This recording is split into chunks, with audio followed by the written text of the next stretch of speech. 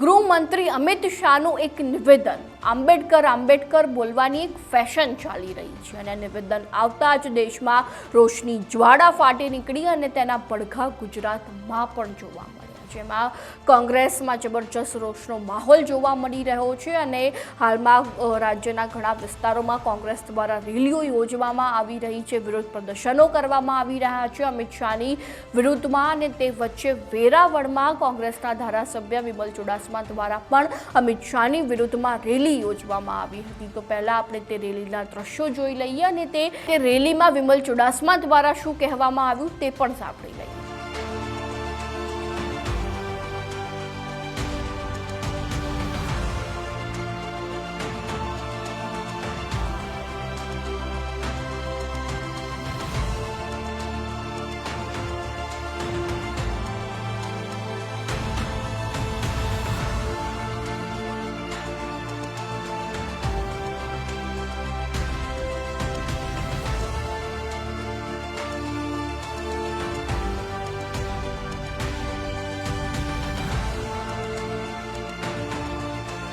આજે અમે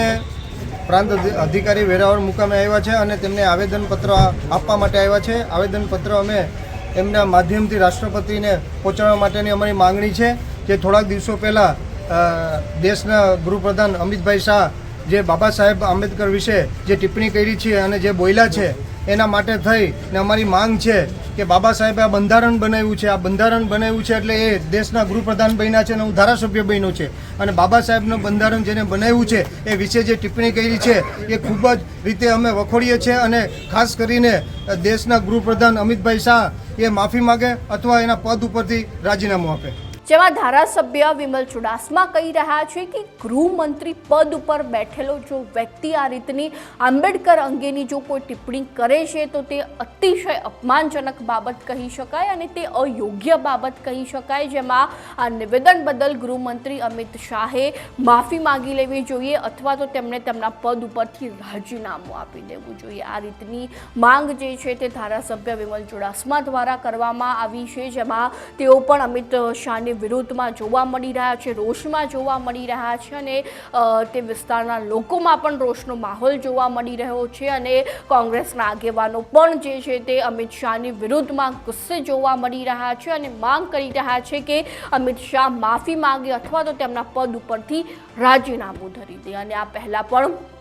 વડગામના ધારાસભ્ય જિગ્નેશ મેવાણીએ પણ અમિત શાહની વિરુદ્ધમાં મોરચો માંડ્યો હતો અને તેમના નિવેદનને અપમાનજનક ગણાવ્યું હતું અને અતિશય વિરોધ જે છે તે જિગ્નેશ મેવાણી દ્વારા પણ કરવામાં આવ્યો હતો અને તેમણે પણ અમિત શાહના રાજીનામાને લઈને માંગ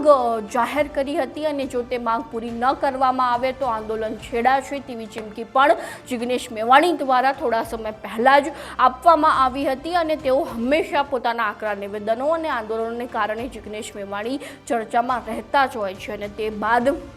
કેન્દ્ર કક્ષાએ પણ જબરજસ્ત અમિત શાહની વિરુદ્ધમાં રોષ જોવા મળ્યો હતો, જેમાં મલ્લિકાર્જુન ખડગે તેમજ પ્રિયંકા ગાંધી, રાહુલ ગાંધી બધા જ મોટા નેતાઓ જે છે તે કોંગ્રેસના રોષમાં જોવા મળ્યા હતા અને વિરોધ પ્રદર્શનો કરી રહ્યા હતા અમિત શાહની વિરુદ્ધમાં, જેમાં રાહુલ ગાંધી અને પ્રિયંકા ગાંધી દ્વારા પણ રેલી યોજવામાં આવી હતી અમિત શાહની વિરુદ્ધમાં અને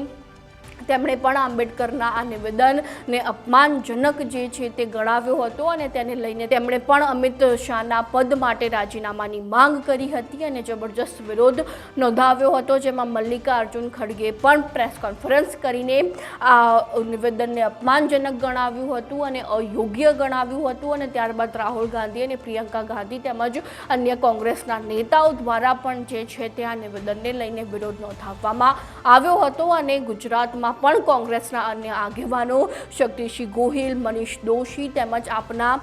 નેતાઓ જેમ કે ડેડિયાપાડાના ધારાસભ્ય ચૈતર વસાવા પણ આ નિવેદનને લઈને રોષમાં જોવા મળ્યા હતા અને તેમણે પણ કહ્યું હતું કે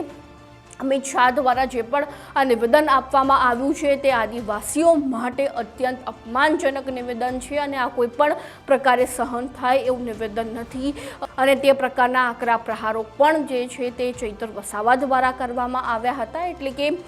સત્તા પક્ષ ઉપર વિપક્ષ હાવી જોવા મળ્યો હતો, જેમાં સત્તા પક્ષ ઉપર વિપક્ષ હાવી જોવા મળ્યો હતો અને અત્યંત વિરોધો પણ નોંધાયા હતા, જેમાં સાંસદમાં હાલમાં જે શિયાળુ સત્ર ચાલી રહ્યું છે તેમાં પણ આ મુદ્દો જબરજસ્ત ઉઠ્યો હતો અને તેને લઈને અનેક પ્રહારો કરવામાં આવ્યા હતા. તો હવે આ અંગે તમારું શું કહેવું છે અમારા કોમેન્ટ બોક્સમાં જરૂરથી લખજો.